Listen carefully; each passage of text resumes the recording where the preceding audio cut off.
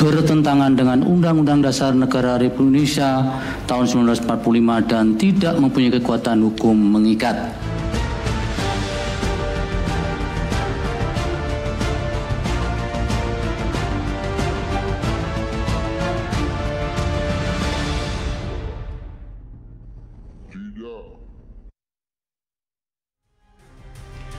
Halo pemirsa, apa kabar Anda dimanapun berada, dari Sabang sampai Merauke, dari Miangas sampai Pulau Rote. Salam Nusantara. Kita jumpa lagi dalam program yang mengajak Anda untuk berbincang, berdiskusi dan mempertajam topik dan tema yang sedang hangat di negeri kita. Tentu saja, ini dia program Merah Putih.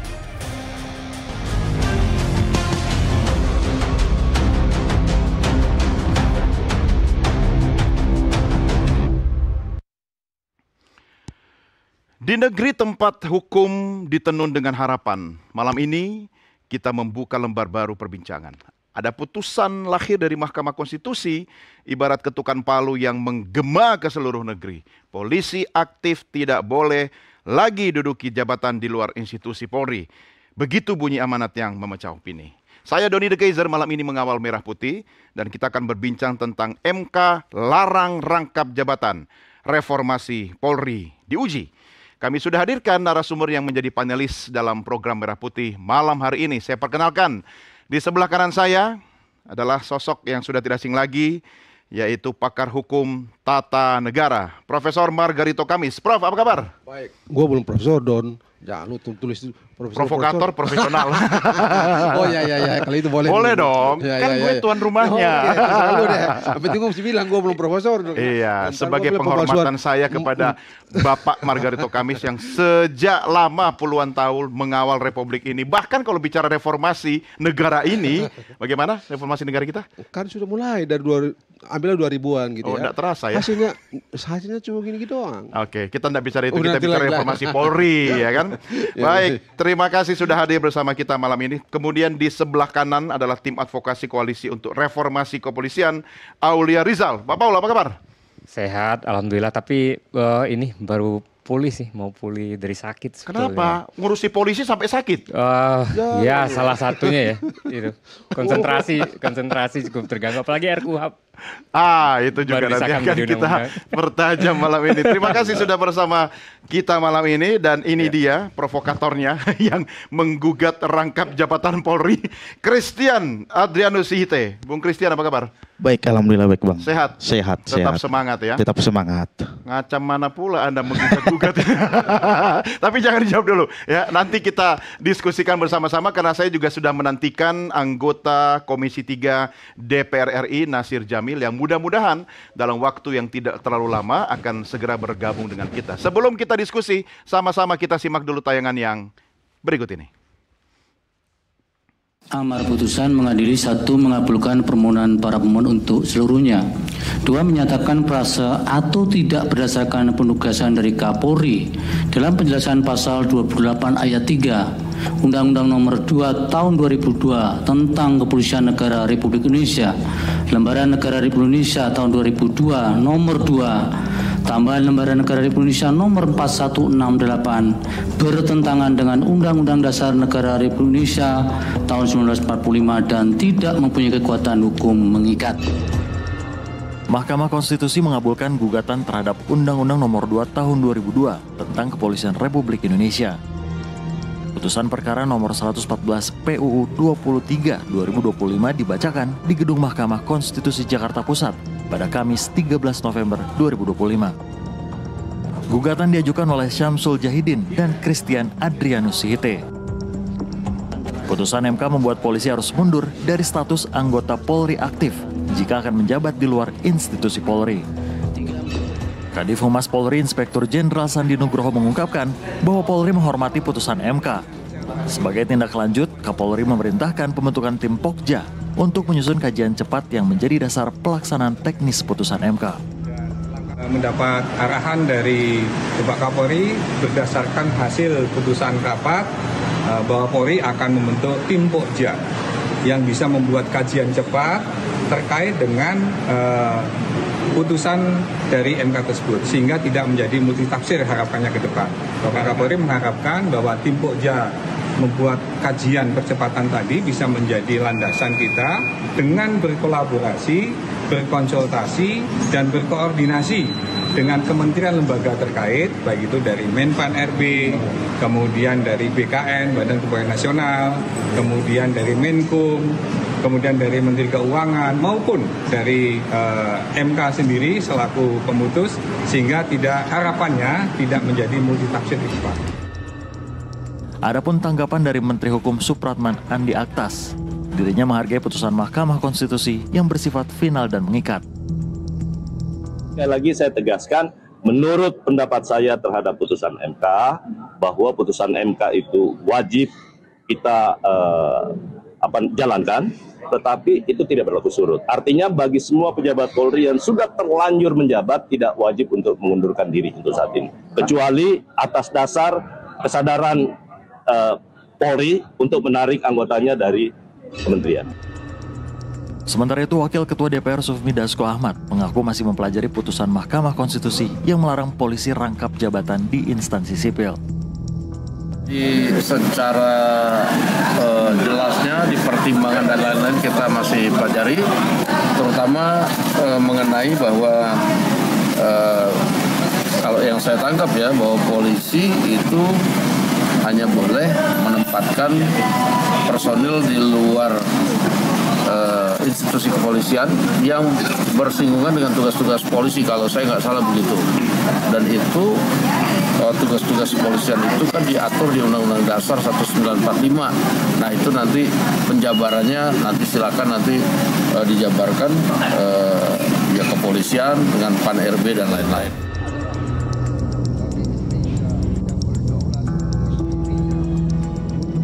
Jurnalis NTV melaporkan. Anda yang di rumah juga bisa berbincang bersama kami selain menyaksikan lewat tayangan Nusantara TV, saksikan juga live streaming kami di official Nusantara TV. Ada kolom komen di situ di YouTube channel kami. Silakan kalau ada komentar atau pertanyaan tuliskan di kolom komen. Mari kita langsung berbincang. Bung Kris, apa motifnya? Kalau bahasa polisi begitu, apa motifnya? Anda ganggu-ganggu dapurnya polisi nih. Izin menjawab, sebenarnya untuk motif itu niat dari artinya niat dari hati nurani seorang advokat muda. Bukan hanya undang-undang Polri yang saya uji. Orang yang pertama menguji undang-undang TNI secara formil setelah disahkan oleh DPR adalah saya. Dan kemudian masih berlanjut sampai sekarang dan besok sidangnya untuk undang-undang TNI. Terkait apa? Rangkap jabatan juga. Artinya apa? Saya ingin merasakan negara ini dalam keadaan semua dalam tupoksi masing-masing. Artinya apa? Polri tidak boleh mengambil hak konstitusional warga negara sipil. Begitu juga sebaliknya. Jadi kami dan juga pemohon pertama Samsul Zaidin murni tidak ada menunggangi dan tidak ada politik di sana, hanya ingin mengembalikan hak konstitusional warga negara yang dimana polisi aktif menjabat di fakta persidangan ya 4.351 orang menghilangkan hak warga negara loh, termasuk ASN. Begitu Bang. Artinya ini memang sebuah kewajiban. Iya, kewajiban bagi seorang advokat. Iya, sebagai advokat, sebagai warga negara. Benar. Nah, tapi tadi Pak Margarito bilang reformasi sudah hampir 30 tahun, tapi ya masih jalan di tempat. Artinya kalau kita bicara negara, reformasi Polri sendiri, ini merupakan bagian dari upaya reformasi Polri menurut Anda? Menurut saya itu sangat tepat. Kenapa? Yang dimana selama ini seperti saya kasih contoh, Sekjen Dewan Perwakilan Daerah itu menjabat sebagai sekjen, ya tentu menghilangkan hak ASN yang di sana. Jadi ini bagian dari reformasi. Saya rasa seperti itu Bang. Oke, saya sih lagi mencari-cari apakah ada juga TNI Polri yang aktif menjadi presenter atau jurnalis. Belum ada. Kita ingin menyapa anggota Komisi 3 DPR RI melalui sambungan Zoom, Nasir Jamil. Pak Nasir, apa kabar? Kabar baik, apa kabar semuanya? Kabar baik, luar biasa. Kami menunggu abang di sini sebenarnya nih, tapi tak kunjung tiba. Untunglah bisa menyapa melalui Zoom ya. Terima kasih sudah diundang. Ente di Aceh apa di Jakarta? Di Jakarta. Apa kabar Pak Margarito? Jangan diharap di jauh-jauh, mah keluar dong. Ya karena kita. Justru kita muncul ini. Tapi saya mau tahu dulu komentarnya Bang Nasir soal upaya reformasi Polri sama putusan MK ini, bagaimana nih? Iya, putusan Mahkamah Konstitusi itu kan patut kita hormati ya dan diterima. karena dia adalah satu lembaga yang punya kewenangan untuk menafsirkan konstitusi gitu. Dan saya lihat ini hadiah juga bagi Kepolisian Republik Indonesia, hadiah bagi masyarakat Indonesia ya. Jadi putusan MK itu momentum untuk membenahi institusi kepolisian kita ke depan. Jadi dalam bahasa saya itu putusan MK itu adalah momentum bagi kita untuk menakar reformasi di kepolisian. Jadi menakar itu kan mengukur dan membatasi. Ya, jadi harus ada ukurannya dan juga ada batasannya. Jangan juga terlalu dibatasi sehingga dia tidak leluasa, atau tidak dibatasi dia sangat leluasa sehingga dia kemana-mana begitu. Dan juga harus diukur dan ukurannya harus pas.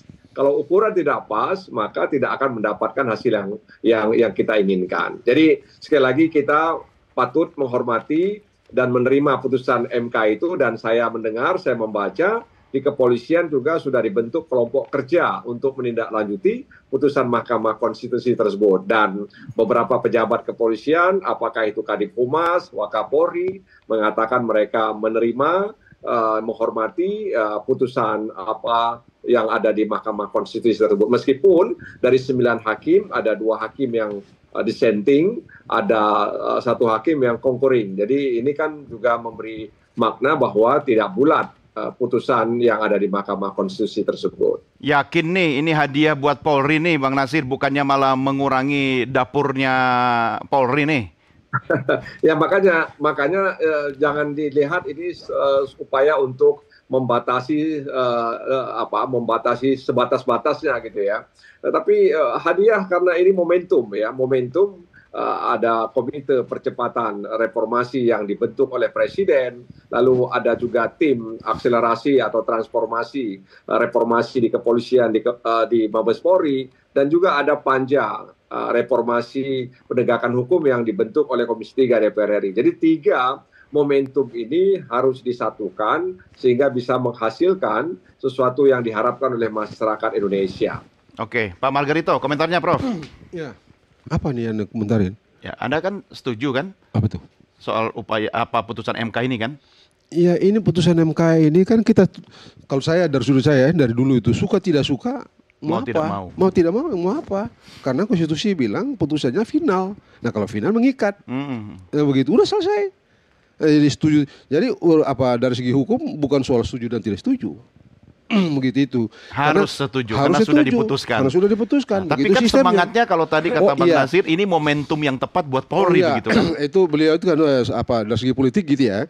Yang mau saya bilang adalah di amar putusan tadi itu sama sekali tidak memerintahkan, sebut saja misalnya yang sudah berkembang di publik itu, polisi itu menarik personil-personilnya dari sipil, kementerian atau apapun namanya sejenis itu. Sama sekali tidak.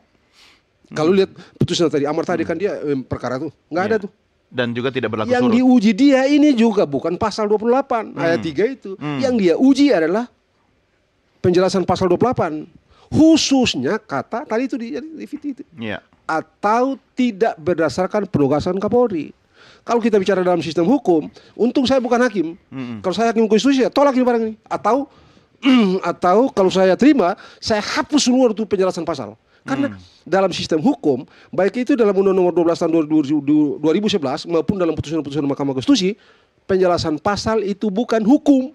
Nah karena bukan hukum seharusnya tidak bisa diuji oleh Mahkamah Konstitusi, bukan wewenangnya Mahkamah Konstitusi. Bukankah penjelasan juga satu bagian? Tidak bisa, yang namanya pasal, yang namanya hukum itu di pasal. Dan Undang-Undang Nomor 12 Tahun 2011 tentang pembentukan peraturan perundangan itu sudah menyatakan clear, penjelasan pasal bukan pasal. Pasal cuma ada di pasal, di luar itu tidak. Berarti tidak ada. Jadi, memang tidak ada. Karena itu saya bilang tidak ada nih.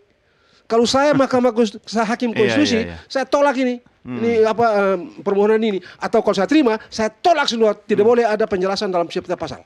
Sebentar, coba. Ya, direspon dulu. Ini saya ingin menekankan yang paling paham dengan gugatan saya ataupun permohonan saya, dan paling paham terkait apa yang saya minta, dan paling paham apa yang kita inginkan di permohonan tersebut adalah kami para pemohon. Artinya apa? Kami inginkan Polri itu tidak boleh rangkap jabatan. Setelah kami kaji, ada di pasal 28 ayat 3 penjelasan, kita masuk ke batang tubuh terlebih dulu. Pasal 3 menyampaikan tidak boleh rangkap jabatan. Kalau lu mau rangkap jabatan, mau tidak mau, syarat pertama dalam melepas statusnya sebagai Polri. Namun ada celah hukumnya di penjelasan, yang dimana penjelasan tidak berdasarkan penugasan Kapolri. Artinya kalau dia berdasarkan penugasan dari Kapolri, dia boleh. Nah, itu kalau yang itu yang kita gugat biar tidak ada celah lagi untuk rangkap jabatan. Kalau di batang tubuh itu udah final. Kenapa? Jika anggota Polri ingin menjabat di luar institusi, syarat pertama ialah mengundurkan diri. Oke, final. Jadi nggak ada alasan mau segala macam, nggak ada. Ruang abu-abunya di penjelasan. Di penjelasan. Oleh sebab itulah kami mengujikan penjelasannya. Begitu loh. Tapi kata Prof itu tidak masuk dalam bagian satu kesatuan itu penjelasan itu. Ya namanya suatu perundang-undangan yang namanya batang tubuh dengan penjelasan itu satu kesatuan. Oleh sebab itu. Di mana ilmunya itu? Begini. Di mana ilmunya itu? Iya. Sebentar saya jelaskan dulu. Kamu belajar di mana itu?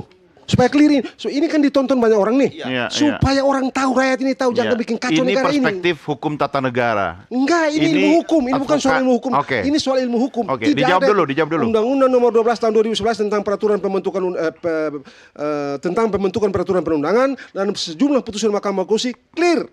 Penjelasan pasal bukan pasal. Penjelasan pasal bukan hukum. Titik. Ya dari mana ceritanya itu? Sebentar. Ilmu hukum dari mana kau belajar? Ini saya jelaskan sebentar dulu, Pak. Gini, Pak. Saya tidak mengatakan bahwa penjelasan itu adalah suatu norma, bukan. Tapi itu tidak boleh terpisahkan dengan batang tubuh. Kita lihat pertimbangan Mahkamah Konstitusi yang kemarin bahwa pendapat hakim mengatakan bahwa ketika diterapkannya atau berdasarkan penugasan Kapolri sehingga membuka tafsir luas dan berlawanan dengan batang tubuh. Itu loh di pertimbangannya. Sekarang ini kalau kamu bicara itu nih ya, mikrofon. Kalau kita mau bicara nih, kita bicara supaya tertib kita bernegara gitu ya. Sebab begini, orang mesti mengerti sebuah negara itu disebut negara republik karena negara itu dilaksanakan berdasarkan hukum.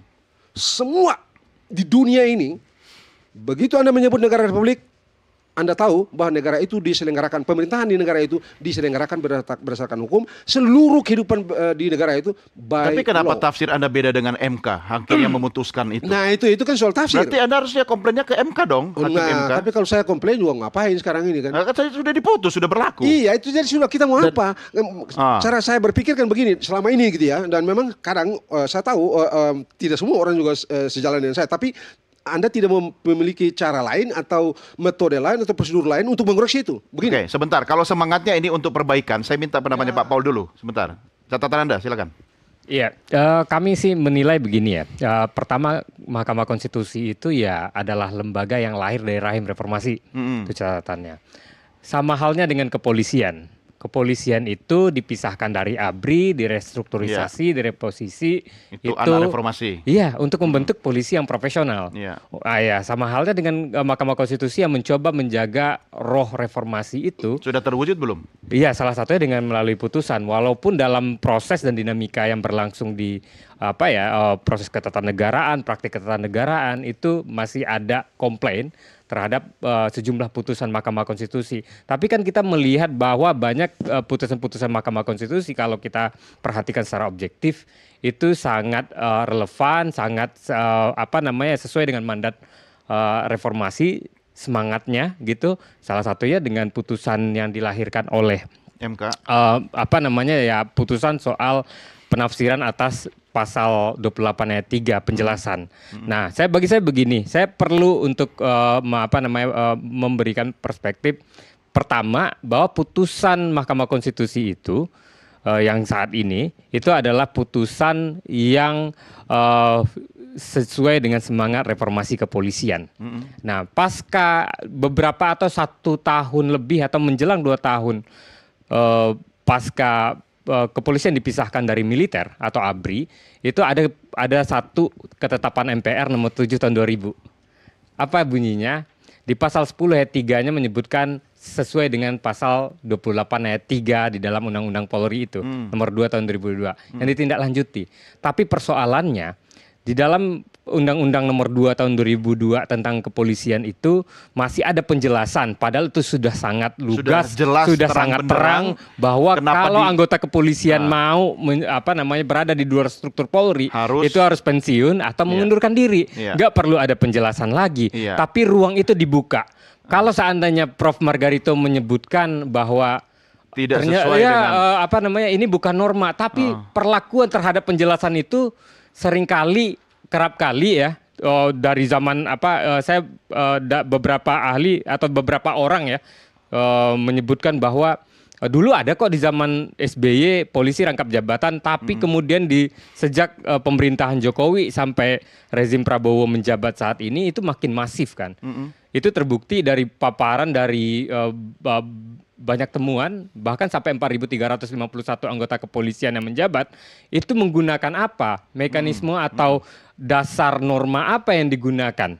Ya tentu kalau seandainya mengacu ke pasal 28 ayat 3 tanpa penjelasan, itu tentu tidak akan mungkin. Mereka akan mundur, akan pensiun. Itu semua bisa terjadi, ruang itu terbuka gara-gara penjelasan itu. Pasal 28 ayat 3 kita nggak bisa pungkiri. Itu secara faktual yang terjadi. Bagaimana memperlakukan penjelasan seolah-olah itu adalah norma. Itu kan produk politik. Nah, itu yang kita khawatirkan, bahwa produk politik itu mau nggak mau kita harus mengkoreksi melalui mekanisme check and balances, karena kita kan menganut sistem trias politika kan di negara kan. Anda kan harus mengoreksi Bang Nasir Jamil, ini itu produknya beliau dan teman-teman. Nah, saya tanya dulu. Memang sangat banyak sih yang harus silakan dikoreksi. Bang Nasir. Ya, sebenarnya undang-undang itu memang ada pertanyaan dari banyak orang. Apakah undang-undang itu produk kebenaran atau produk kepentingan? Tapi kita abaikan dulu pertanyaan ini. Memang penjelasan itu bahagian integral dari pasal sebenarnya. Tapi undang-undang yang baik itu adalah undang-undang yang tidak banyak penjelasan. Itu sebabnya kenapa kadang kita dalam penjelasan cukup jelas. Jadi kalau orang ingin mengetahui kenapa pasal ini muncul, itu ada memori pantulisting. Ya, mereka bisa melacak, bisa mencari apa perdebatannya, sehingga kemudian muncul norma atau pasal tersebut. Ya kan, sehingga tidak lagi membutuhkan penjelasan sebenarnya. Jadi sebenarnya ketika undang-undang itu banyak penjelasan, itu juga akan memberikan tafsir yang berbeda-beda. Jadi itu dia yang mulia, Sir. Lu bikin undang-undang nanti akan datang ini. Lu ente jangan pakai lagi bilang teman-teman tuh, jangan ada lagi penjelasan bikin kacau aja itu.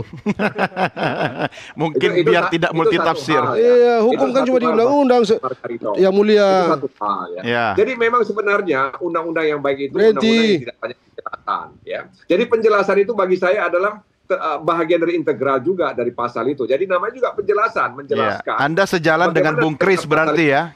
Jadi penjelasan itu sebenarnya adalah supaya bukan hanya pembentuk undang-undang yang memahami maksud itu, tapi juga masyarakat juga bisa memahami maksud daripada pasal yang ada dalam undang-undang tersebut. Tapi itu kan bukan hukum kan, ente? Sir? Iya, jadi hukum kan di pasal dong. Dia tidak bahagian yang tidak terpisahkan. Iya, tapi hukumnya di pasal kan, bukan penjelasan kan? Iya, jadi dia bukan pasal, tapi dia bahagian dari penjelasan atau bahagian dari integral pasal itu sendiri. Jadi ya itu mungkin orang lain bisa punya pendapat berbeda, tapi sebagai orang yang selama ini mengikuti dan membuat undang-undang, kita pembicaranya seperti itu. Ya, faktanya sekarang sudah diputus, kita mau tidak mau harus menerima karena mengikat kan. Oke, ya kan kalau Pak Margarito mau protes ya ke MK sana. Ya. Tapi MK juga tidak bisa bikin apa-apa juga kalau sudah diputus, karena hukum kita, tatanan hukum kita itu tidak menyediakan cara untuk mengoreksi putusan Mahkamah Konstitusi. Karena final and binding kan. Yes, itu dia. Nah, jadi harusnya dari hulunya, yaitu dari DPR. Tapi Anda jangan berdebat dulu berdua. Saya mau nanya dulu sama Bung Kris ini. Artinya apa yang Anda inginkan itu sudah terpenuhi, sudah tercapai misinya, atau masih ada yang kurang? Saya rasa kalau dibilang kurang ya pastinya kurang. Seperti yang sampaikan tadi, yang ditayangkan tadi Menteri Hukum ya, yang menyampaikan bahwa itu tidak berlaku untuk Polri aktif yang telah menjabat terlebih dahulu. Asas retroaktif. Maksud saya begini, di mana dasar hukumnya gitu loh? Karena apa? Karena kalau tidak digunakan asas tersebut, bagaimana Mahkamah Konstitusi mengembalikan kerugian konstitusional yang dirasakan oleh warga masyarakat tersebut? Itu yang pertama. Yang harusnya haknya sipil. Iya. Dan juga ada argumentasi dari Dr. Ruli yang kebetulan ahli kemarin menyampaikan bahwa di Undang-Undang ASN juga membuka ruang tersebut. Oleh sebab itu tidak berlaku untuk semua Polri aktif. Saya sampaikan, memang benar di Undang-Undang ASN, tepatnya pasal 11 ayat 1 mengatakan, ayat 2 sekali mengatakan TNI dan Polri memang bisa berpotensi untuk mengisi jabatan di sana. Tapi jangan kita lupakan, kita baca ayat 3-nya sama ayat 4-nya. Dikembalikan lagi, dilitimasik lagi, dibatasi lagi, dikembalikan ke Undang-Undang Induk. Apa Undang-Undang Induknya yang kita uji ini? Apa Undang-Undang nomor 2 tahun 2000 tentang Polri. Sah. Jadi bagaimana? Gitu loh. Saya tanya nih, rumusan pasal 28 Ya. udah berhenti? Berhenti dari jabatan polisi? Kalau udah berhenti dari polisi, sudah hal tidak hukum, aktif. bagaimana caranya kamu masuk ke institusi sipil? Ya, bagaimana? Kalau perlu lagi terikat dengan undang-undang itu toh kalau dia sudah pensiun misalnya. Kalau dia sudah pensiun, kan orang biasa nih. Bagaimana caranya dia bisa masuk lagi ke artinya tidak perlu diatur kalau dia sudah pensiun. Kalau sudah dia pensiun, bagaimana caranya memungkinkan dia masuk ke institusi sipil? Hal hukum apa yang dia miliki, kapasitas hukum apa lagi yang dia miliki untuk dijadikan dasar dia masuk ke institusi sipil? Kompetensi dia mungkin sudah, tapi dia sudah selesai, dia Saya bisa pensiun. Justru dia udah berhenti. Dia udah berhenti. Itu seperti apa Ahmad Doviri itu udah pensiun dari kepolisian, kemudian diangkat oleh Presiden Prabowo menjadi penasihat hukum Polri. Nggak perlu itu satu presiden aja. Enggak. Itu satu presiden aja. Enggak, salah 1000% kamu. Mengapa salah 1000%? Karena udah pensiun.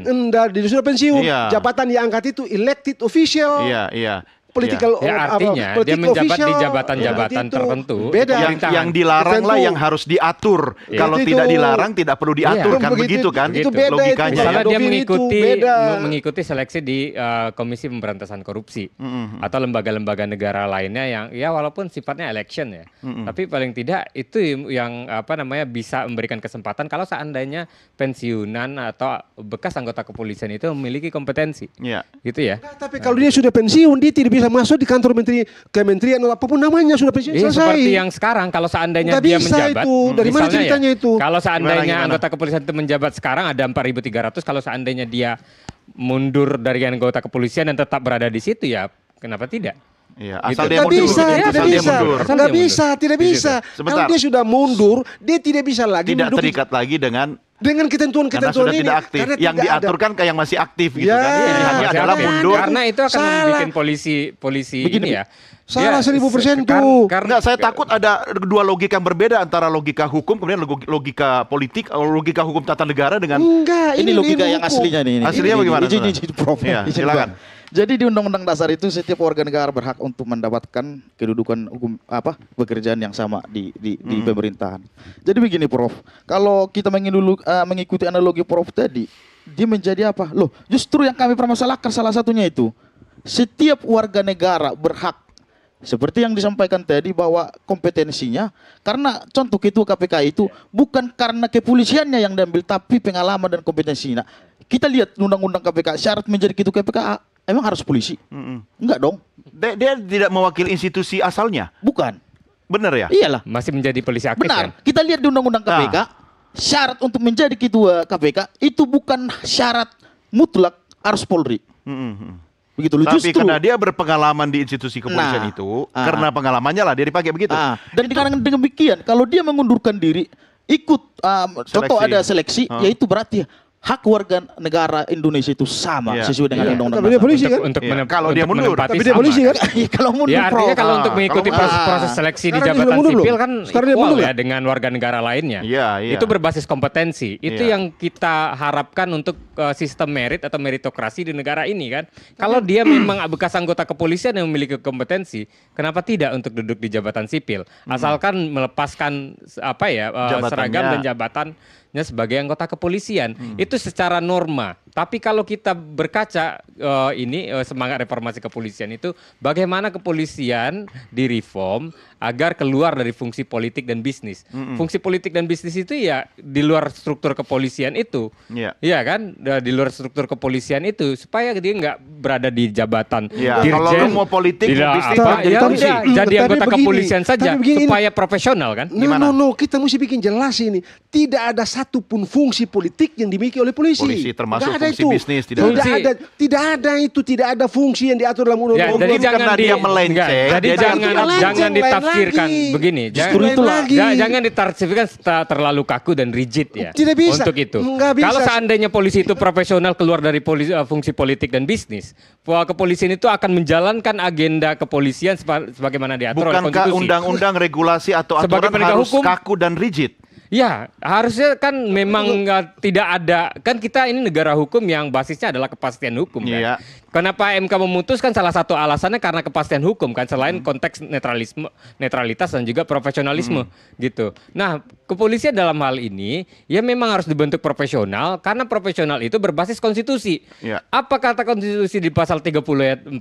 Polisi itu menjaga ketertiban dan keamanan dan melakukan kerja-kerja penegakan hukum. Menegakkan hukum, melayani, melindungi dan mengayomi masyarakat kan dalam kapasitas itu. Nah, itu yang harus direfocusing kepada kepolisian. Kita lihat ya, banyak presiden kepolisian itu tidak profesional. Data BPS menunjukkan bahwa polisi itu aja, bahkan Wakapolri baru saja mengatakan damkar jauh lebih gesit ketimbang anggota polisi sendiri. Gimana polisi itu profesional kalau seandainya kerjanya itu ngurusin kementerian ini, lembaga negara itu, sibuk ngurus beras, distribusi beras, panen jagung. Ditambah rasio polisi aja masih kurang, dia harus ngurus sana sini. Bilang rasio polisi masih kurang. Saya harus jeda dulu, nanti kita lanjutkan di segmen berikutnya ya. Pemirsa jangan kemana-mana, Merah Putih segera kembali sesaat lagi.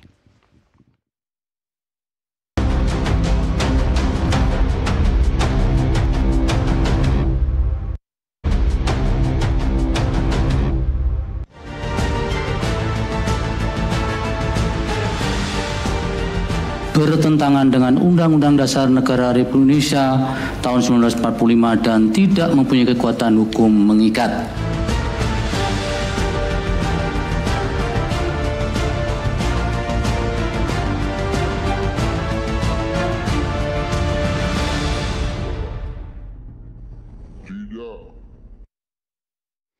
Lalu bagaimana komentar dan pendapat masyarakat? Kita simak sama-sama apa kata warga berikut ini.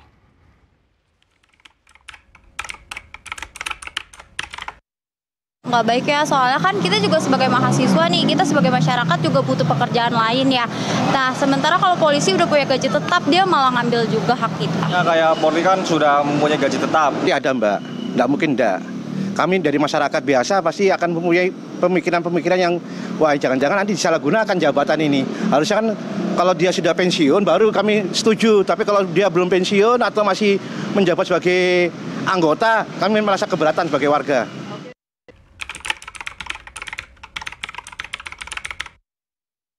Setuju, bagus menurut saya. Semoga itu nggak cuma omon-omon aja ya. Tetap semoga segera terwujud dan terlaksana. Betul, bagus sekali. Selalu mempunyai pandangan secara integritasnya seolah-olah takutnya disalahgunakan, Mbak. Jabatan itu. Tapi kalau seandainya polisi tersebut sudah nonaktif atau pensiun, kami tidak masalah sebagai warga. Bang Nasir, sebenarnya polisi ini kalau nggak diseret-seret sama politisi, dia nggak akan masuk angin juga. Artinya kita semua termasuk Anda di gedung rakyat sana juga berkontribusi pada upaya kita mereformasi Polri. Komentarnya Bang? Iya, Polri itu kan alat negara ya, bukan alat kekuasaan. Dan kalau kita membaca buku-buku tentang kepolisian, selalu diingatkan agar mereka tidak terombang-ambing dengan opini publik. Dan mereka juga harus tahan dan tidak mudah diintervensi dengan kekuasaan. Mereka harus menjaga jarak dengan kekuasaan. Ya, disitulah independensi institusi kepolisian. Tapi memang kalau kita melihat Indonesia, polisi itu kan kedudukannya di bawah presiden, bertanggung jawab kepada presiden.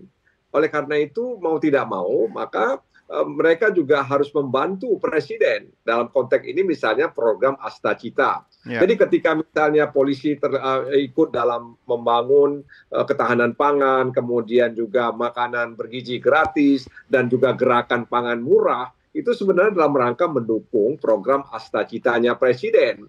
Ya, jadi sebatas memang itu bahagian dari pelayanan. Oleh karena itu, fungsi-fungsi polisi itu ya sebenarnya berkorelasi dengan atau representasi daripada fungsi negara gitu. bahwa mereka harus menjaga jarak dengan kekuasaan itu harus, agar dalam penegakan hukum mereka tidak diintervensi, tidak ada titipan ya dan lain-lain sebagainya, sehingga mereka benar-benar bisa menjalankan penegakan hukum yang humanis ya, dan kemudian penegakan hukum itu objektif, transparan, bertanggung jawab, sehingga kemudian penegakan hukum itu dirasakan keadilan kemanfaatannya oleh masyarakat. Iya, kalau soal putusan ini tidak berlaku surut, apakah jangan-jangan kok kecurigaan bahwa karena pemerintah sudah menempatkan polisi-polisi yang diinginkan di tempat-tempat sipil itu, kalau sudah cukup baru putusan ini berlaku begitu? Saya pikir memang karena saya katakan di awal tadi bahwa ada 3 hakim Mahkamah Konstitusi, yang 2 dissenting, yang 1 lagi concurring. Jadi Pak Arsul misalnya dia punya alasan yang berbeda. Dan kalau kita membaca pendapatnya Pak Arsul Sani, dia akan juga memberikan arahan ya, memberikan satu penjelasan bahwa polisi itu masih bisa bertugas terkait dengan penegakan hukum, misalnya penegakan hukum lingkungan hidup, ya penegakan hukum kehutanan, penegakan hukum di laut, kemudian dalam konteks peredaran gelap narkoba, penegakan hukum di keimigrasian. Jadi Pak Arsul Sani itu memberikan arah ke situ begitu. Nah, soal apakah berlaku surut dan tidak berlaku surut, dan biasanya memang yang saya tahu ya, Mahkamah Konstitusi kalau misalnya tidak berlaku surut atau berlaku surut itu ada dicantumkan dalam putusan itu, secara tegas dicantumkan. Nah, ini kan tidak, sehingga memang memunculkan interpretasi yang berbeda-beda. Jadi ada yang mengatakan seperti Menteri Hukum, ada yang mengatakan sebaliknya, karena memang tadi itu dia bisa diinterpretasi oleh siapapun terkait dengan putusan itu, kecuali dalam putusan itu Mahkamah Konstitusi mencantumkan bahwa ini tidak berlaku surut atau ini berlaku surut dan lain sebagainya. Oke, Bung Kris, kalau misalnya kemudian ini dikembalikan yang menjadi haknya sipil yang tadinya dipakai oleh polisi aktif, kemungkinan juga kan dia menduduki jabatan itu karena ada hubungannya dengan koordinasi dengan institusi kepolisian untuk membuat jabatan sipilnya itu bisa terlaksana dengan baik. Anda tidak melihat ke situ, sehingga ketika nanti diisi oleh sipil murni malah tidak bisa maksimal bergerak itu. Nah, itulah yang menjadi persoalan, problem baru.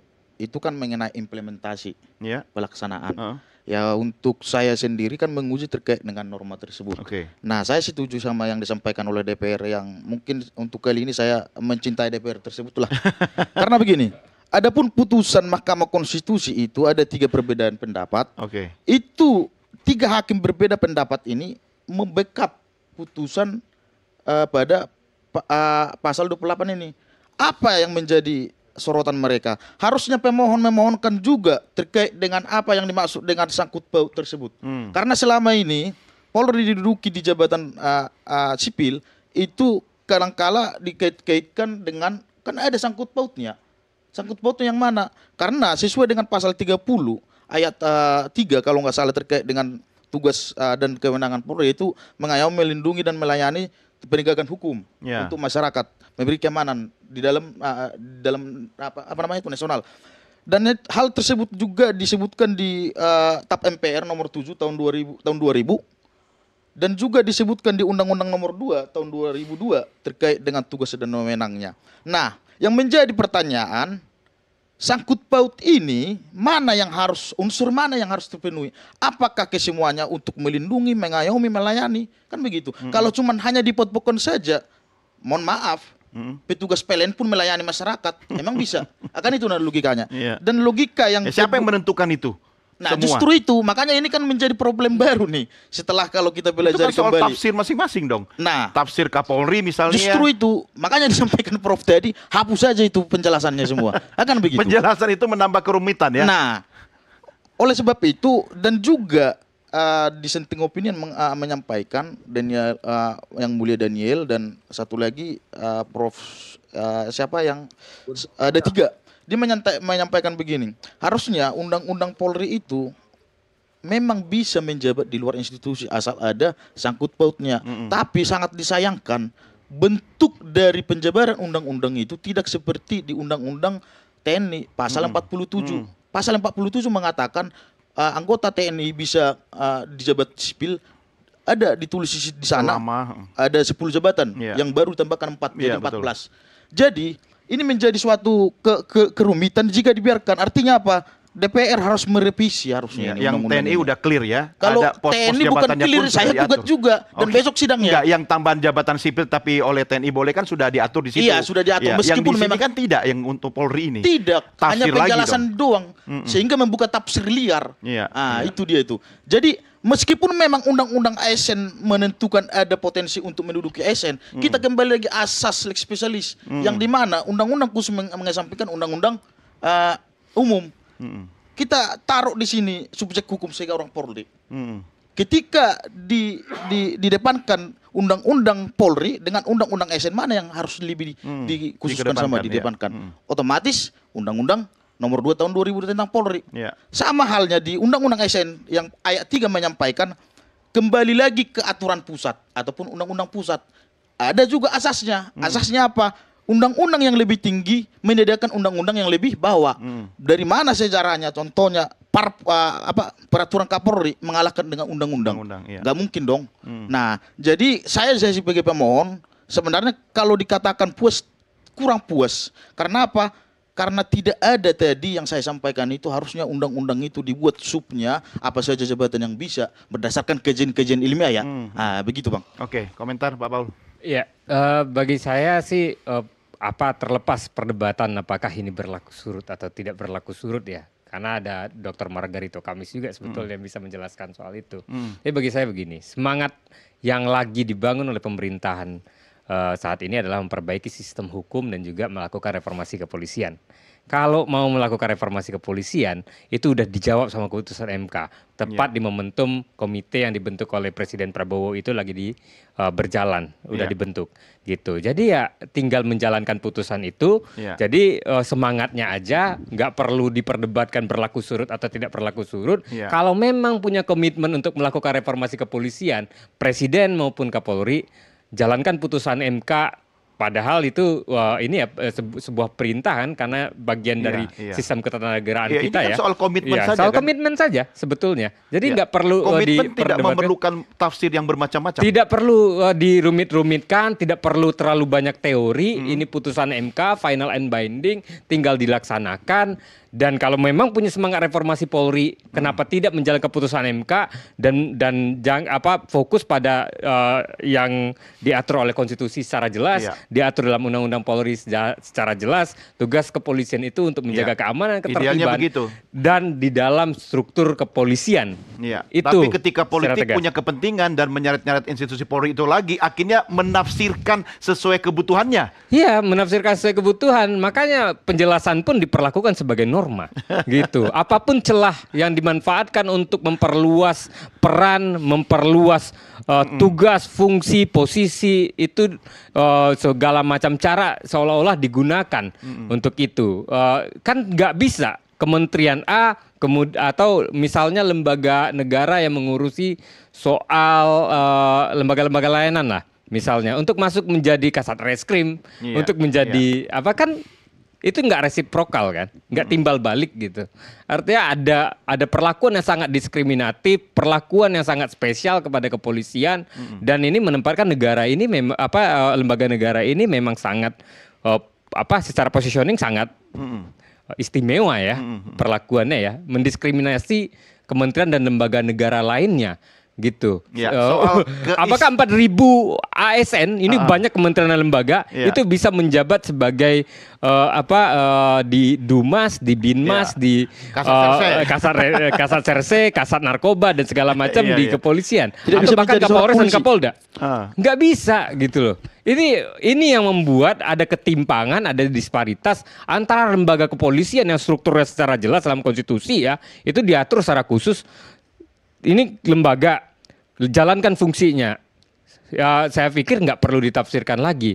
Lakukan makanya polisi refocusing, banyak PR yang harus dikerjakan, banyak pelayanan masyarakat dalam konteks penegakan hukum itu harus diperbaiki secara fokus dan optimal. Banyak hal yang di kepolisian itu soal masih tugas-tugas untuk mendemilitarisasi kepolisian. Yeah. Kenapa? Karena kita di pasca reformasi itu pengen menciptakan kepolisian yang sangat civilian gitu, sangat sipil gitu.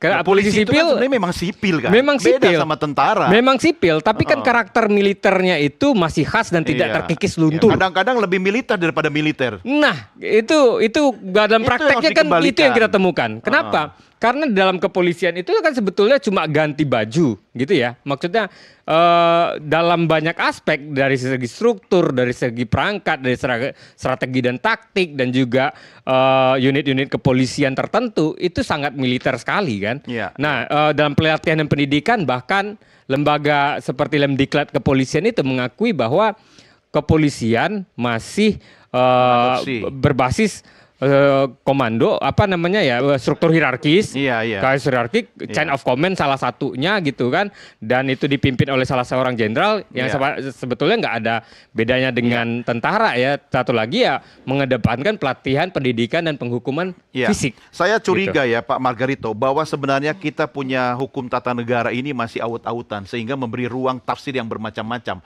dan adanya putusan MK itu sebenarnya kan juga bagian atau pembuktian bahwa kita masih belum teratur dan bertata negara. Oh tidak, soal ketidakteraturan Anda temukan di semua negara. Amerika sehebat Amerika itu juga. Tetap ada tuh. Baca aja itu Amerika itu. Tiap hari ketemu itu. Karena ada intervensi politik. Oh, enggak, ini soal Anda kalau bicara soal hukum, bicara soal ekonomi, Anda bicara soal manusia. Anda tidak bicara soal ini dan itu, enggak, ini bicara soal manusia. Selama setiap manusia itu masih seperti yang ada sekarang ini, sebagaimana dilukiskan oleh Al-Quran, udah begitu itu tuh. Kan setiap manusia itu ada seperti egonya, ada syahwatnya, syahwat politiknya. Ya, itu bahasa James Madison, orang yang bikin Undang-Undang Dasar Amerika Serikat itu, dia bilang apa? Dan ada satu sejarawan dari Yunani namanya Polybius. Hal pertama yang dipikirkan, yang harus dipikirkan orang pada waktu dia membentuk negara, sistem bernegara adalah perilaku manusianya. Manusia itu ada buruknya, ada baiknya. Setiap orang dibekali dengan kecenderungan baik dan kecenderungan buruk. Makanya itu diatur. Makanya itu diatur. Gitu polisi kan juga punya perilaku, makanya diatur. Tetapi ketika dari unsur luar polisi kemudian ganggu-ganggu dia masuk angin, kan dia juga jadi korban di situ seharusnya. Itu dia gitu ya. Kan? Nah, jadi ini Anda mesti tahu di mana level konsep dan di mana ekses. Kalau Anda bicara ekses, Anda temukan di semua institusi negara ini. Korupsi, misalnya gitu ya. Coba Anda pergi ke Peradilan Tun, temukan di sana tiap hari orang sidang karena perilaku aparatur pemerintah yang non polisi atau non tentara. Anda ketemu di sana tuh tiap hari itu di Pengadilan Tun di Jakarta Timur. Di MA, apalagi itu ada misalnya daftar menu. Jadi bukan di situ problemnya. Bagaimana kita merekayasa? Kalau kita menginginkan polisinya begini, kita rekayasa itu, dan di mana tempatnya kita lembagakan itu dalam aturan. Why? Karena bernegara itu di Republik itu by law, bukan main suka-suka. Sebab kalau dia ngomong gitu, Anda ngomong gitu, orang lain bisa ngomong. Tapi kan itu kesepakatan bersama. Nah itu dia maksudnya. Termasuk penyimpangan yang terjadi di luar aturan itu juga kesepakatan bersama. Tidak, begini. Undang-undang, kalau Anda misalnya begini ya, polisi dilarang masuk di institusi non sipil polisi, gitu ya. Maka diatur mesti di dalam tatanan itu. Di undang-undang misalnya kita di undang-undang pilkada misalnya, atau undang-undang MD3 gitu ya, wajib mundur. Anda hanya bisa calon gubernur, bupati, wali kota kalau mundur. Kalau enggak, Anda tidak memenuhi syarat, Anda tidak bisa calon. Mundur dia bukan cuti ya? Bukan mundur, cuti. Nah, di undang-undang kita ini, sekarang kita bicara ini, pasal 28 itu bilang mundur gitu ya. Tapi Anda tahu nggak, di institusi, aturan yang mengatur institusi yang akan dimasuki itu membenarkan polisi masuk di situ, membenarkan tentara masuk di situ. Itulah yang diatur dalam Undang-Undang Nomor 20 Tahun 2023 tentang aparatur sipil negara. Itulah yang diatur dalam PP misalnya 11 2017 dan PP 17 2020. Begitu ya, prosedurnya begini. Jadi sistem kita membenarkan itu. Kalau kita tidak mau, totally gampang aja di undang-undang ASN tulis Ya, aparatur berarti misalnya kalau ada pengecualian kayak TNI itu kan, misalnya di 14 pos jabatan tertentu memang harus orang TNI. Di polisi juga begitu karena kekhususannya, kompetensinya boleh dong. Misalnya gitu ya, misalnya kayak begitu itu. Nah, mesti kita atur kayak gitu itu. Dan tidak perlu lagi tafsir, tidak perlu penjelasan lagi soal itu. Masalahnya adalah tatanan di dunia yang akan dimasuki oleh polisi itu membenarkan polisi masuk di situ. Bahkan Anda jangan lupa loh, di Undang-Undang ASN itu polisi itu hanya nonaktif dari fungsinya sebagai statusnya sebagai polisi. Dia tidak bisa melakukan kewenangan kepolisian. Karena begitu dia pensiun di sini, dia balik di sini. Dia sampai usia pensiun di institusi sipil gitu. Iya, tapi belum pensiun di Polrinya dia bisa balik gitu ya. Oh no, dia pensiun. Ini Anda polisi. Di jabatan sipilnya dia pensiun. Selesai. Dia sampai di usia pensiun sementara di jabatan sipil. Tapi di kepolisian dia belum bisa, dia kembali. Iya. Dia kembali. Itu dibenarkan oleh Undang-Undang Nomor 20 Tahun 2023 tentang ASN. Jadi saya kita. coba salah satu dari sekian banyak yang disampaikan oleh Pak Dr. Margarito ya. Itu hal yang penting untuk disorot itu nggak bisa kepolisian itu berada di luar walaupun non aktif. Kenapa? Karena seperti yang saya sampaikan tadi ada karakter chain of command, rantai komando segala macam di kepolisian, ada garis hierarkis di kepolisian, dan itu yang menyebabkan kalau seandainya dia masih berstatus sebagai anggota kepolisian akan ada loyalitas ganda. Gitu. Mau mengikut siapa? Bukan mau Kapolri. Memperkuat jabatan disipilnya. Makanya salah satu isu soal netralitas itu dibahas oleh Mahkamah Konstitusi. Anda mau mengikuti keputusan jenderal loh. Ini yang harus diikuti gitu ya. Atau mau membantah karena Anda mengikuti Direktorat Jenderal atau mengikuti kepala lembaga Anda atau menteri Anda gitu. Jadi ada loyalitas ganda yang semacam itu. Karena itu pendidikan yang kalau kita makanya salah satu kalau kita mau itu kita tulis di dalam undang-undang clear. Pengecualian. Ini kan mimpi kita ini eksesnya kita tulis clear. Beres tuh. Silakan. Beres aja tuh. Iya, kalau udah seperti itu ya beres. Tentunya berarti kita tanya sama DPR-nya. Ada memungkinkan nggak ke depannya untuk membuat aturan perundang-undangan seperti itu kan begitu? Pembentukan undang-undang. Jadi sekarang kan yang kita ujikan kesemberautan implementasinya dan normanya kan begitu. Ya tentu saya berharap kepada para orang-orang yang terkait laksanakanlah putusan ini. Kalaupun ada nanti ke depannya ada kajian yang menyangkut pautkan Polri harus menduduki jabatan sipil, ya harus disusun secara limitatif tadi. Seperti Undang-Undang TNI di pasal 43. Itu secara objektif saya ya, bukan secara personal lagi seorang pemohon. Bukan komprominya. Bukan komprominya. Asalkan negara ini lebih baik apa? Kita dukung kok. Itu kok sama dengan Anda menolak, ya, tapi ada tapinya. Bagaimana tuh? Bukan begitu. Justru inilah awal mula untuk apa? Untuk notif semua orang yang terkait untuk membentuk undang-undang yang lebih baik lagi ke depannya. Kalau tidak saya ajukan itu, kalau tidak dipenuhi apa jadinya? Oke, kita break dulu. Aku sih setuju ya, tapi kalau bisa ada pengecualian satu aja. Polisi aktif yang boleh rangkap jabatan yaitu manajer timnas. Pak Sumarji. Oke, kita rehat dulu. Kita lanjutkan diskusi kita di segmen berikutnya. Merah Putih segera kembali sesaat lagi.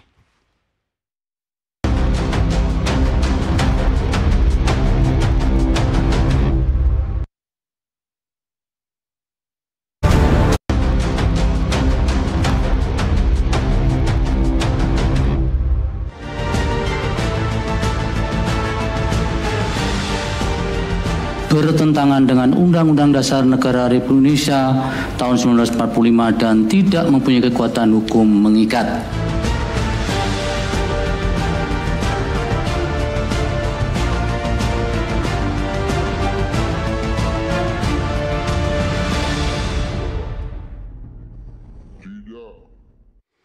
Dalam hidup ini tidak ada yang pasti, justru yang pasti adalah ketidakpastian itu sendiri. Tetapi Bang Nazir, masyarakat perlu diyakinkan akan sebuah kepastian produk hukumnya MK ini bisa membawa perubahan dan komitmen dari kita semua, termasuk Anda dan teman-teman di parlemen agar tidak kemudian mengganggu atau cawe-cawe lagi institusi Polri. Apa yang bisa Anda sampaikan? Begini, sebenarnya soal cawe-cawe itu kan persepsi yang kadang ada dalam benak kita ya. Soal loyalitas ganda juga tadi itu kan persepsi yang terbangun. Tapi memang putusan Mahkamah Konstitusi itu harus dimaknai sebagai upaya untuk melakukan upaya-upaya bagaimana peran Polri dalam arsitektur negara kita. Dan kemudian juga bagaimana putusan Mahkamah Konstitusi itu juga bisa menjawab keraguan-keraguan orang terhadap institusi kepolisian. Kan kadang banyak di sekitar kita itu bertanya, mungkinkah mewujudkan polisi yang bersih? Itu kan pertanyaan yang sering diajukan masyarakat. Ya mungkin saja, ya mungkin dan sangat mungkin bisa dilakukan. Nah itu sebabnya kenapa ketika Kapolri mengatakan bahwa ikan yang busuk berasal dari kepala, itu kan sebenarnya upaya untuk mengingatkan para pimpinan ya di lingkungan kepolisian bahwa ketika Anda memberikan keteladanan, maka bawahan Anda akan mengikuti Anda. Ya. Jadi loyalitas itu bukan loyalitas semu, tapi loyalitas yang berbasis kepada keteladanan. Nah, oleh karena itu sekali lagi, mumpung masih ada Bang Margarito, bagaimana Polri dalam arsitektur negara. Ente dong yang bikin, ente kan yang bikin undang-undang.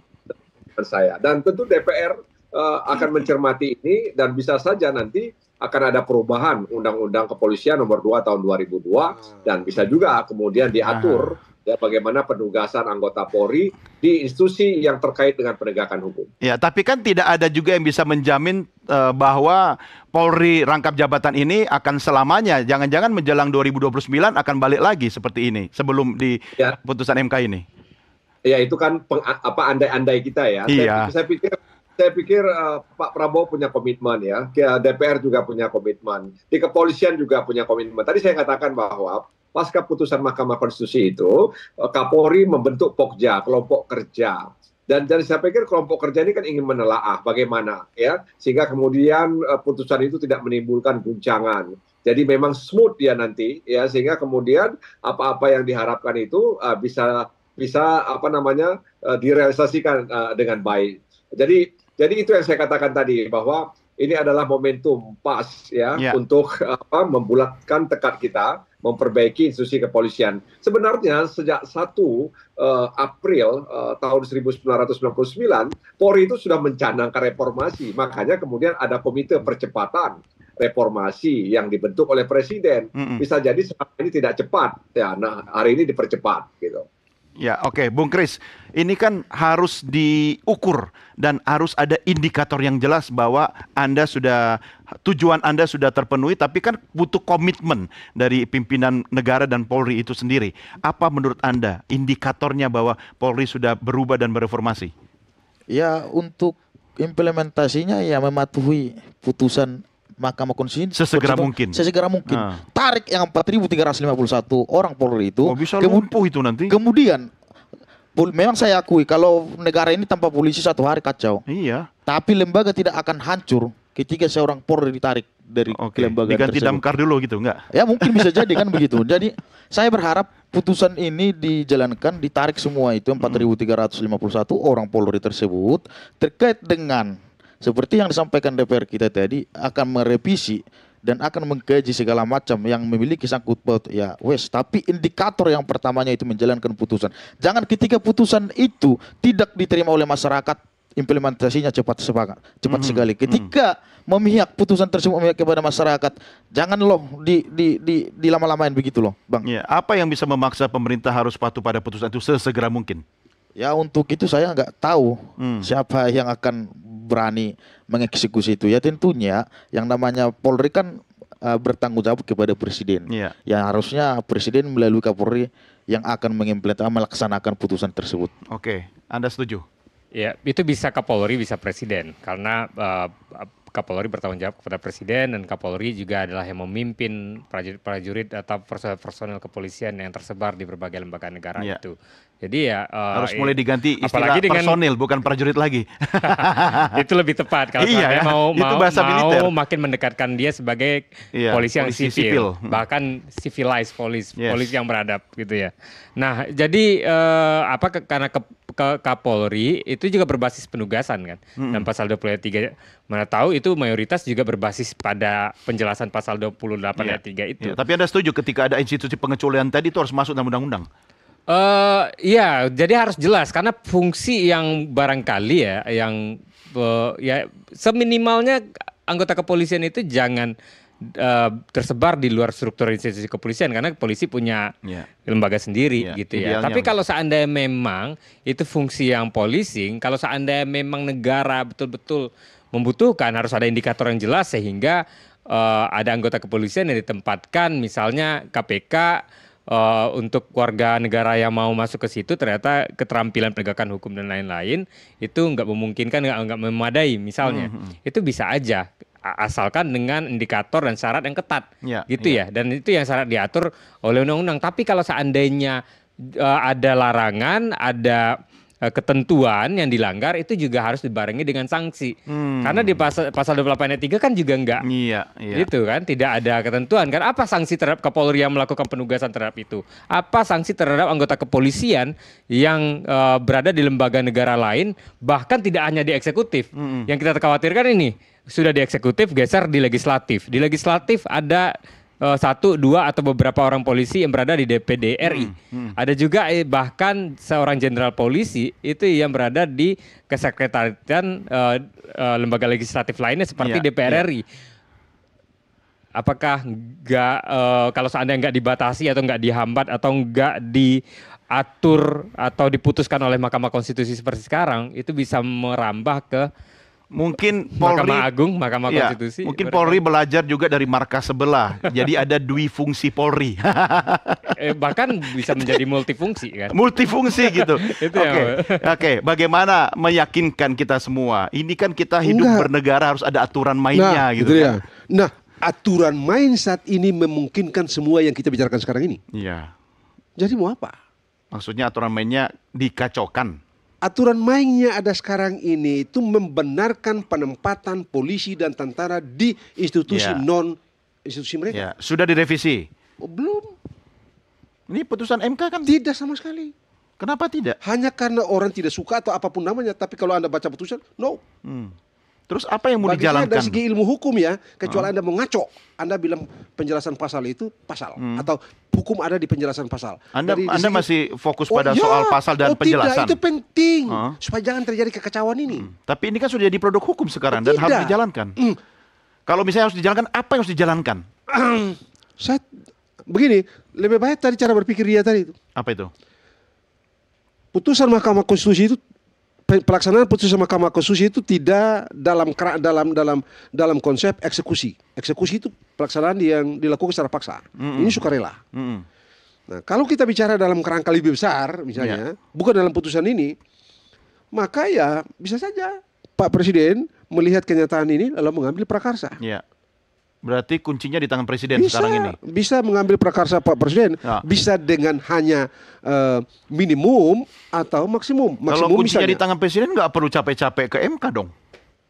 Kalau kuncinya di tangan Presiden, ya tapi kan capek-capek di MK. Ya itu soal lain. Itu soal lain. Kan dia yang pergi ke sana. Presiden kan sudah memprakarsai pembentukan tim reformasi. Baru jalan ini. Begitu kan? Artinya kan ini momentum dan ini memperkuat lah ya. Ya bisa lah. Saya harus akhiri diskusi dengan kita. Dengan atau tanpa putusan Mahkamah Konstitusi ini, saya berpendapat menduga gitu ya, teman-teman di tim reformasi itu akan sampai pada pilihan-pilihan atau ekspektasi-ekspektasi seperti sekarang ini. Oke, kita tutup, tapi saya berikan kesempatan Anda semua untuk memberikan closing statement. Bang Nasir Jambi dulu, silakan. Ya, putusan MK ini adalah bahagian untuk mempercepat reformasi polisian, dan itu artinya juga adalah upaya untuk memperbaiki penegakan hukum di Republik ini. Dan kita sadar bahwa hukum itu harus bermartabat. Oke, Bung Kris. Ya, tentunya saya akan menyampaikan terlebih dahulu biar tidak ada tanda kutip kecurigaan. Sebenarnya kita itu mengajukan itu bukan ada tunggangan ya, jelas itu. Karena apa? Kita mengajukan undang-undang Polri 3 kali saya mengajukannya, tapi 2 ditolak terkait masa jabatan Kapolri juga. Undang-undang TNI formil dan juga material, besok materialnya dan juga dana pensiun DPR. Artinya apa? Kita itu memang murni, tidak ada yang menunggangi. Gitu loh. Jadi saya rasa kalau itu kami uji di undang-undang di Mahkamah Konstitusi, yaitu untuk kemenangan, kalaupun menang nanti itu kemenangan masyarakat banyak, bukan untuk kemenangan saya personal. Bukan karena Anda dulu cita-cita jadi polisi nggak kesampaian. Bukan. Saya bercita sebagai penegak hukum juga dan alhamdulillah sudah tercapai toh. Oke, Bung Paul silakan. Iya, saya sih melihat dan mesti menjadi ingatan bersama ya bahwa putusan Mahkamah Konstitusi ini harus mesti menjadi pegangan, menjadi memori untuk mengingatkan kepolisian untuk menjadi institusi yang profesional, baik secara institusional maupun keanggotaan, dan juga mengingatkan soal akuntabilitas kepolisian. Jadi sembari secara simultan juga untuk memastikan bahwa agenda reformasi kepolisian itu juga ada semangat di MK dan kemudian bisa tersambung dengan kepolisian dan pemerintah saat ini. Artinya kita mempunyai iklim yang bagus untuk melakukan policy reform atau reformasi kepolisian. Pak Margarito, optimis ya? Oh iya, ini sangat tergantung pada pembentuk undang-undang nih. Mimpi-mimpi kita yang besar ini sangat tergantung pada seberapa tepat pembentuk undang-undang, pemerintah dan DPR itu mentransformnya, melembagakannya dalam undang-undang dasar, dalam undang-undang. Mimpi kita dulu untuk mereform polisi gitu ya, dengan macam-macam itu ternyata lahir pasal 28 ayat 3 itu gitu kan. Nah, kalau kita masih terus di mimpi itu dan hal lain yang tentu saja normal saja itu, tulis itu dalam undang-undang. Supaya kita perkecil itu ruang loophole yang memungkinkan terjadi kekacauan di tengah masyarakat. Satu, yang kedua, sejauh mungkin DPR kita nanti kalau bikin undang-undang jangan lagi ada tuh penjelasan-penjelasan. Jangan bikin kayak begini nih. Penjelasan tapi cukup jelas begitu. Nggak usah ada. Nggak usah ada. Di dunia ini sejauh yang saya belajar cuma ada di kita ini. Sedikit ada Belanda begitu ya. Tapi selebihnya nggak ada tuh. Dari Yunani kuno, dari Romawi kuno nggak ada tuh. Jadi sebaiknya sudah supaya keberadaban kita terkonsolidasi dengan baik. Jangan lupa orang bikin undang-undang itu karena ada mimpi tentang mengadapkan kehidupan, civilization. Kehidupan itu sehingga orang bikin dalam undang-undang. Mengapa? Supaya ya tidak suka-suka, satu bilang begini, satu bilang begini, satu bilang begini, nanti kelompok yang kuat akan memenangkan pertarungan. Kuat secara ekonomi atau kuat secara politik yang memenangkan pertarungan. Dan itu yang kita tidak mau kan, supaya ada macam-macam itu tadi. Itu tugas kita kawal itu tugas sama-sama. kita, baik, Pak Margarito terima kasih, Pak Paul terima kasih, Bung Kris terima kasih, Pak Nasir Jamil terima kasih. Sampai ketemu lagi dan pemirsa, inilah akhir jumpa kita dalam Merah Putih. Saya Doni The Gangster, sampai jumpa. Merdeka!